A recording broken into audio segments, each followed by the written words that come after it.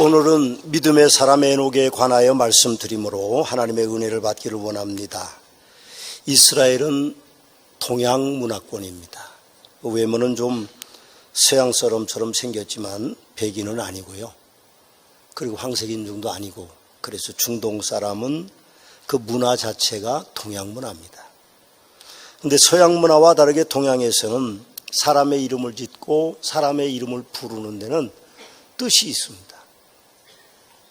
그래서 에녹이라는 이름을 야렛이라는 그의 아버지가 612세에 낳았는데 그 이름을 에녹이라고, 봉헌하는 자, 시작하는 자, 그런 뜻을 가진 참 좋은 이름으로 지었습니다. 뜬금없이 제 이름을 좀 말씀드리려고 합니다. 제 이름은 제인입니다. 그래서 서양 이름이 아니고 한국 이름, 중국 뜻글자를 따서 제인이라고 말하는데, 어떤 분들은 제 성씨가 배가라서 배가 죄인이 많다, 그래서 2배 많은 죄인이다, 그렇게 농담을 하기도 합니다. 그러나 제 이름은 제자는 제상제자고, 그리고 인자는 어질인자입니다. 보통 사람 이름에는 쓰지 않는 제상제자를 쓰는데 곧 그것은 어진 제상이다, 충신이라, 그런 의미가 담겨 있습니다. 에녹은 300년 동안 하나님과 동행하며 삶을 살았습니다. 근데 사실 설교 준비하면서 가장 궁금했던 것은 에녹이 어떻게 살았길래 300년 동안 하나님과 동행했을까? 그게 가장 궁금했습니다. 죽음을 보지 않고 하늘에 올렸다, 그런 이야기들은 사실 하나님의 요즘 사역이 아니신 것 같고, 그래서 하나님과 300년 동안 동행했다는데 어떻게 동행했을까? 그런 생각을 해봤습니다. 참 신비한 것은 에녹이 어떻게 살았는지에 대한 기록이 성경에 별로 없다는 데에 문제가 있습니다. 에녹이 아벨처럼 제사를 하나님 앞에 바르게 드렸다든지, 아니면 노아처럼 120년 동안 산 위에 방주를 괴팍한 노인네라는 말을 들어가면서 지었는지, 아브라함 100세에 하던 아들이 20살 되었을 때에 하나님이 잡아바치라고 그러니까 실제로 잡아바치기 위해서 제단을 만들고 칼을 들었는지, 그런 내용들이 없습니다. 근데 에녹은 오늘 본문에 보니까 하나님을 기쁘시게 하는 자라, 그런 말이 기록되어 있고, 창세기 5장에서는 그냥 한 300년을 하나님과 동행했다, 그런 말밖에는 없습니다. 에녹이 하나님과 300년을 동행했다는 것은 우리가 참 관심을 많이 갖는 건데, 거기에 특별한 기록이 하나 있습니다. 창세기 5장 22절에 보면 무드셀라를 낳은 후에 300년 동안 하나님과 동행하고 65세에 자식 무드셀라를 낳는데 365세를 살고 하늘나라로 갔다고 말합니다. 글쎄요, 어떤 의미인지 우리가 생각해 보면 에녹이 자식을 낳기 전에는 하나님과 동행하지 않았다는 의미일 수도 있다는 거죠. 그렇죠? 아들을 낳고 65세에 그 아들 때문에 이제 하나님과 동행을 시작해서 300년 동안 하나님과 동행했다. 그래서 자식이 생기면 남자들은 정신 차리는 분들이 의외로 많습니다. 그래서 그런 문제들로 아마도 에녹이 그런 사람이 아니었을까, 그런 생각을 합니다. 또 하나의 영감은 신앙이 좋아지는 정점이라는 것이 있는데, 그 정점이 65세에 무드셀라를 낳을 때 이루어진 것이 아닐까.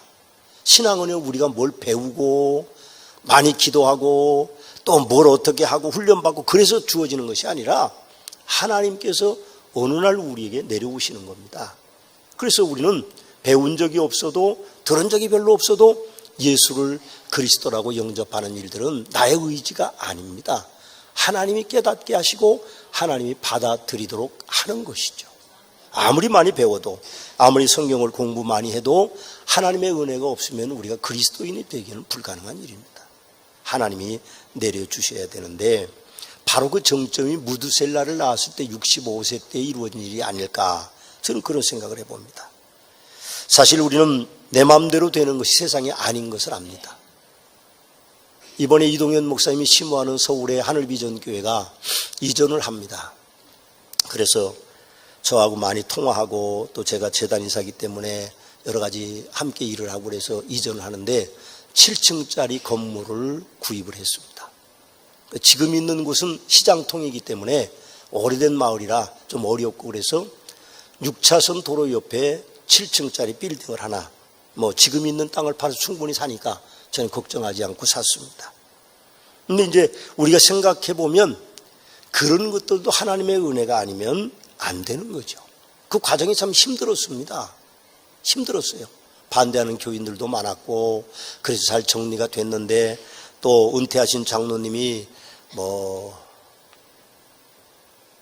내용 증명도 보내고 참 힘들어요. 그래서 저에게 그런 이야기를 했습니다. 목사님, 쉽게 되는 건 아무것도 없네요. 그래서 내가 그러지 않았냐? 쉽게 되는 건 아무것도 없다. 쉽게 되는 것 같죠. 쉽게 되는 건 아무것도 없습니다. 꼭 부자 되는 게 아니라 먹고 사는 것 자체가 사실은 굉장히 힘들고 어려운 거죠. 어렵게 되는 겁니다. 근데 어느 시기에 내 마음대로 살다가 어느 시기에 하나님이 우리를 붙잡는 때가 있어요. 그러면 그때 우리가 신앙이 좋아질 수 있다는 거죠. 그때 비로소 하나님을 의지하게 되는 것입니다. 하나님께는 기적이 상식이 되는 분이니까 우리가 어떤 위기도 하나님 극복할 수 있는 은혜를 우리에게 주시는 그런 분이신 걸 우리가 기억하셔야 됩니다. 에녹이 어떻게 하나님과 동행했을까요? 오늘 본문의 5절의 본문이요. 하나님을 기쁘게 함으로 동행했다고 말하고 본문 6절에 보면 믿음이 없이는 하나님 기쁘시게 못하나니 하나님께 나아가는 자는 반드시 그가 계신 것과 또한 그가 자기를 찾는 데 상 주시는 님을 믿어야 될지니라 그렇게 말씀하시므로 하나님을 상 주시는 분이라고 에녹이 믿었다고 말하고 있고 유다서 1장 14절 15절의 말씀에 가서 보면 에녹이 경건치 않는 세상에 살면서 경건하게 살았고 그리고 경건치 않는 세상에 살면서 사람들에게 하나님의 뜻을 전파하는 경건한 삶을 살았다고 유다서에는 그렇게 에녹의 인생을 평가하고 있습니다. 서문학교에 사랑하는 성도 여러분, 여러분과 저도 하나님과 동행하는 삶을 살아야 됩니다. 그것이 우리의 삶의 목표고 그것이 우리가 가장 간절히 원하는 것이 돼야만 됩니다. 근데 현대적인 용어로 생각하면 그렇습니다. 에녹이 어떻게 하나님과 함께 살았을까? 지금 우리가 살아있는 날들을 이제 비교해 보면 하나님과 동행하며 사는 사람들은 관계가 아름답습니다. 하나님과의 관계가 아름답죠. 성경을 하나님의 말씀으로 알고 있고 항상 기도하고 주일을 성수하고 모든 예배에 참석이 열심이고 11조를 하나님의 것으로 알아서 온전하게 드리고 먹든지 마시든지 하나님의 영광을 위해서 하는 삶, 그런 삶이 하나님을 동행하는 삶이고 그 아름다운 관계가 이루어지는 것이죠. 그럼 우리가 주일날 한 번만 겨우 그냥 성경책 들고 오고 주님을 섬긴다고 하면 그래서 주님은 우리를 보고 뭐라고 그러실까요? 하나님은 100%가 아니면 받지 않으십니다. 우리 잘 기억하셔야 됩니다. 온전히 나의 인생을 하나님과 관계를 아름답게 맺어놔야 하나님이 우리를 받아주시지 그렇지 않으면 하나님이 우리를 받지 않으시는 거죠. 80% 90% 아닙니다. 우리는 100% 하나님을 의지해야 하나님과 동행하는 것입니다. 두 번째, 하나님과 동행하며 사는 사람은 교회를 자동적으로 사랑합니다. 교회가 하나님의 집이고 만민의 기도하는 주님의 몸인 줄 알고 하나님이 주신 달란트를 따라 섬깁니다. 그래서 교회에서 일하는 것은 희생이 아니라 헌신이라는 표현을 하는 것입니다. 우리는 교회를 사랑해야 됩니다. 내 일터는 아니지만 내 일터보다 더 사랑하는 그런 마음을 가지고 있어야 그래야 그것이 하나님과 동행하는 겁니다. 내 마음이 다 내 일터에 있고 내 마음이 다 내 가정에만 가 있다고 하면 그건 온전히 하나님과 동행하는 삶이 아닙니다. 하나님과 동행하는 삶은 교회에 여러분들의 마음과 정성이 와 있어야 된다는 것이죠. 또 하나님과 동행하며 사는 사람은요, 사람들과도 동행할 수밖에 없습니다. 혹시 하나님과 동행한다고 하면서 사람들과 불화하는 성도가 있다고 하면 바르게 살고 계신 것이 아니고 혹시 부부나 혹시 자녀와 부모 사이가 요원하다고 하면 지금 하나님과 동행하고 사는 것이 아닙니다. 교회 안에서 친밀한 교제를 하는 성도가 몇 명이나 있는지 제가 묻고 싶습니다. 신앙생활을 잘하는 것은 교회 생활을 잘하는 것이고 교회 생활의 성공의 열쇠 중에 하나는 사람들과의 교제입니다. 제일 먼저 목사와 좋은 관계가 이루어져야만 될 것이고 남녀선교회의 교제가 잘 이루어져야 됩니다. 목장 안에서의 교제도 잘 이루어져야 되죠. 기관 안에서도 어느 영역에서든지 우리는 트러블 메이커가 돼서는 안 됩니다. 항상 우리는 어떤 일이든지 부정적인 사고방식을 가지지 말고 좋은 교제를 나눌 수 있는 성도들이 돼야 하나님과 동행하는 모습을 보이는 것입니다. 하나님과 동행하며 사는 사람은 이 세상에서도 의롭게 살아갑니다. 요즘 제가 조금 나이가 먹으니까 운전하는데 애로사항이 참 많습니다. 급작히 브레이크를 잡아야 되는데 그게 잘 안 돼서 신호등을 지날 때도 그냥 노란불일 때 지날 때가 많아요. 그래서 이제는 미리 좀 조심해서 가야 되겠다 그러는데 사실은 그런 것들이 잘 안 될 때가 굉장히 많아요. 그런데 교회 이름 붙이고 물고기 표시 붙이고 십자가 붙이고 그러고 운전을 함부로 하는 그런 그리스도인들이 굉장히 많습니다. 그러면 세상에 믿지 않는 사람들이 볼 때에 교회 이름 붙인 차가 빨간불인데 막 간다든지 무작위로 끼어든다든지 그렇게 하면 좋은 평가를 얻을 수 없습니다. 그래서 우리는 좀 조심해야 돼요. 차라리 그렇게 운전하시는 분들은 십자가도 떼고 물고기도 떼고 마음대로 하십시오. 그럼 여러분들이 어디를 가든지 누가 그리스도인이라는 표시를 안 내니까요. 근데 꼭 문제를 일으키고 예수 믿는 사람이라는 표시를 내는 그리스도인들이 굉장히 많아요. 여러분, 그게 올바른 것이 아닙니다. 우린 세상에서도 의로운 사람들로 살아야 됩니다. 가끔 이단적인 그런 어떤 이단의 교주들이 나와서 여러 가지 재판에 대한 문제를 하면서 자기 변명을 하는데 보면 참 어이없는 변명을 많이 합니다. 하나님이 마치 자기 그렇게 하도록 계시한 것처럼 말하는데 하나님은 불의하신 분이 아닙니다. 의로우신 분이세요. 그래서 우리가 세상에서 의롭게 살도록 그렇게 원하고 계십니다. 에녹은 의로운 사람으로 살았을 겁니다. 믿음으로 에녹은 죽음을 보지 않고 옮겼다고 말하는데 그게 무슨 뜻일까? 이 문장의 의미가 뭘까요? 에녹의 삶을 기록한 창세기 5장 24절에서는 에녹이 하나님과 동행하더니 하나님이 그를 데려가심으로 세상에 있지 아니하더라라고 기록되어 있는데 히브리 원어의 직역을 하면 그렇게 되어 있습니다. 하나님이 그를 데려가심으로 세상에 있지 않더라 그렇게 이야기하죠. 근데 헬라어 번역 성경이 처음 번역된 70인역 번역 성경에서는 오늘 창세기 5장 24절처럼 애매하게 번역을 해놨습니다.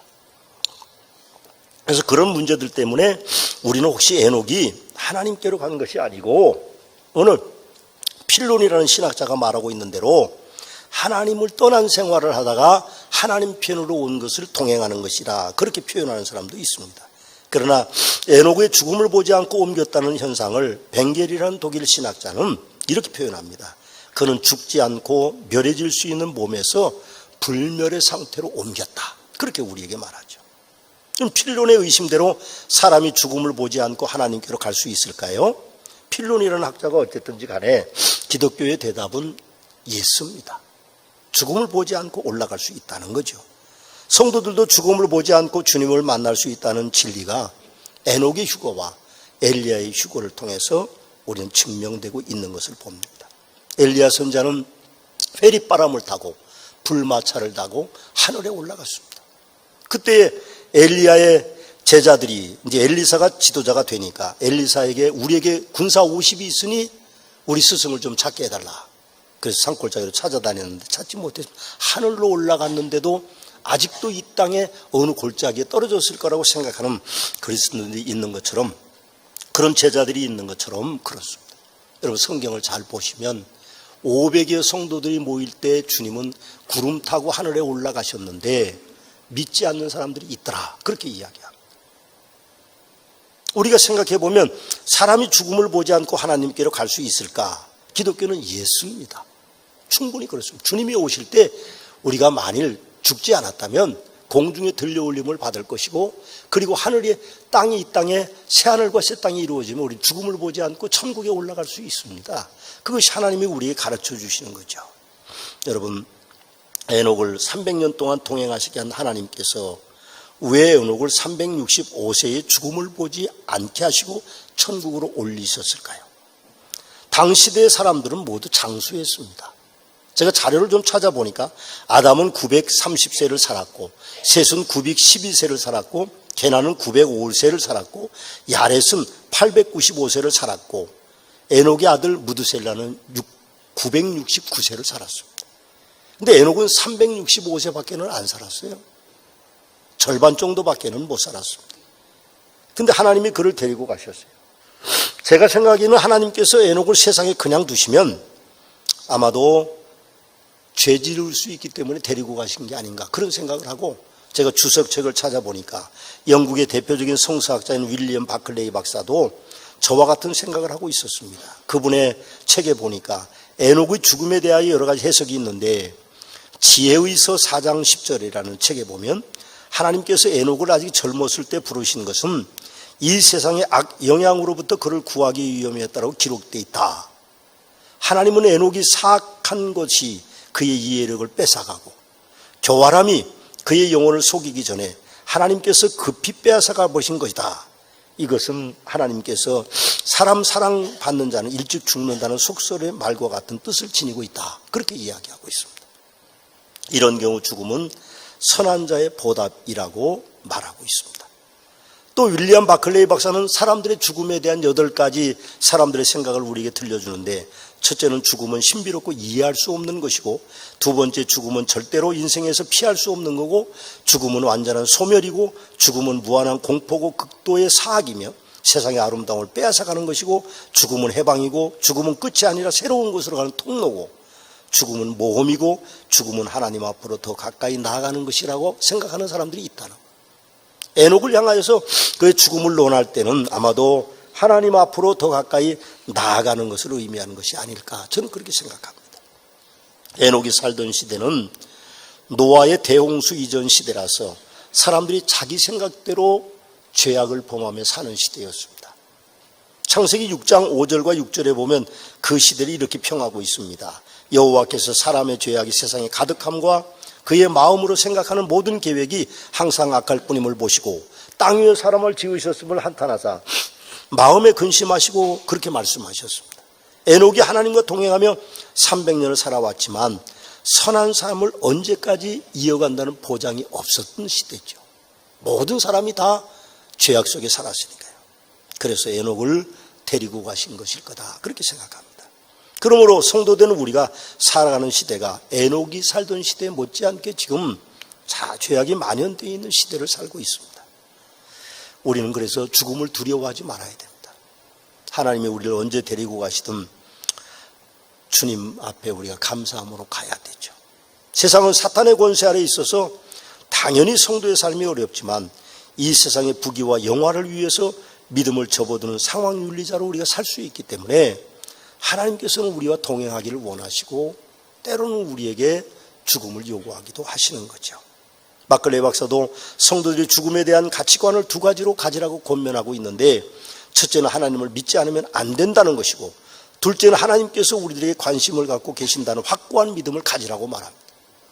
하나님이 계신다는 걸 믿지 않는 인생은 언젠가 이 땅을 떠날 텐데 천국에 갈 수 없을 것이고, 그리고 하나님께서 우리에게 관심을 갖고 계신다는 그런 믿음, 그런 가치관을 우리가 가지지 않으면 항상 우리가 불안하게 살 수밖에 없다는 것이죠. 하나님은 우리를 사랑하시는 분이십니다. 에녹의 짧은 인생의 보상으로 아들 무드셀라를 인류 최장수 969세까지 살게 하신 것이 혹시 아닐까, 그런 생각을 에녹을 공부하면서 들었습니다. 자녀가 잘 되는 축복은 하나님께로부터 오는 겁니다.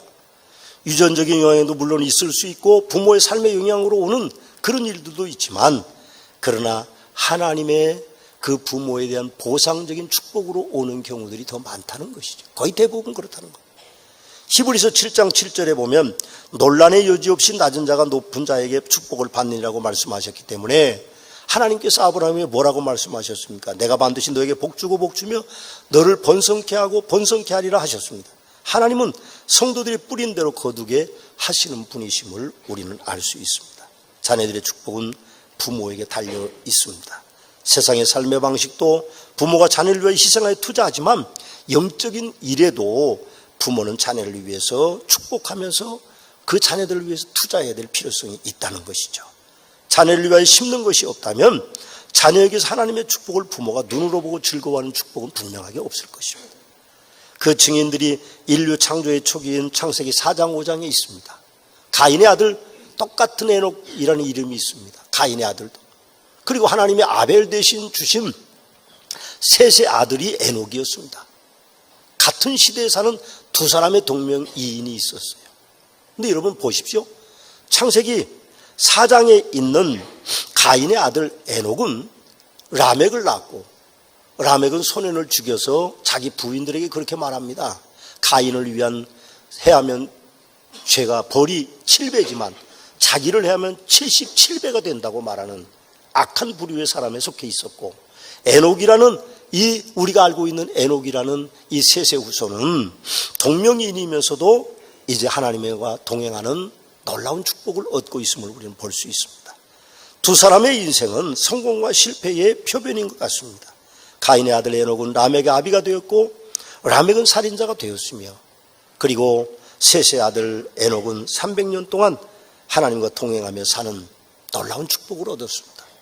그리고 그의 아들 무두셀라가 인류 최장수의 명예를 누리고 살았던 것을 우리는 볼 수 있습니다. 하나님께는요, 절대로 공짜가 없습니다. 거저가 없습니다. 갈라디아서 6장 7절에서 9절 말씀에 보면 스스로 속이지 말라. 하나님을 업신여김을 받지 아니하나니 사람이 무엇으로 심든지 그대로 거둘 것이라고 말씀합니다. 하나님께 자녀를 위하여 많은 것을 심으셔야 합니다. 그렇게 하셔야 자녀들이 하나님의 축복을 누려서 성공적인 인생을 살아가는 거죠. 근데 말씀을 들으면서 목사님 너무 늦었습니다, 그런 분들도 계실 거예요. 너무 늦었어요. 우리 애는 벌써 컸습니다. 벌써 결혼했고 손자도 있고 뭐 그렇게 또 핑계를 잡을 수도 있어요. 그러나 자녀가 나이가 많다고 늦었다고 생각하지 마십시오. 여러분들의 기도가 필요합니다. 성 오거스틴이라는 아주 훌륭한 기독교 역사의 최고 위대한 성자가 있습니다. 그 사람은 젊었을 때 전 세계를 떠돌아다니는, 진리를 구하기 위해 전 세계를 돌아다니는 사람이었습니다. 그의 어머니는 모니카라는 여인이었는데, 모니카가 그렇게 방황하는 아들을 위해서 날마다 문을 열어놓고 밤이 새도록 기도했습니다. 하나님이 어거스틴을 번개 가운데 구원하시고 돌아오게 해서 기독교 역사의 가장 위대한 성자로 만들어 주었습니다. 그것은 바로 그 어머니 모니카의 기도의 투자 때문에 이루어진 일입니다. 너무 늦었다고요? 아니, 안 늦었습니다. 아직 우리가 하늘나라에 가지 않았잖아요. 그래서 자식이 다 컸든 뭐 머리가 컸든 뭐 신체가 컸든 어쨌든 상관이 없이 여러분들 끝까지 기도해야 돼요. 그래서 나이가 드신 분들은 더 새벽기도 많이 나와서 기도하셔야 돼요. 기도할 게 더 많은 겁니다. 자식을 위해서 기도하고, 자식을 위해서 투자하고, 자식들의 그 성공과 그 아름다운 인생을 위해서 여러분 눈물 뿌리면서 모니카처럼 기도해야 됩니다.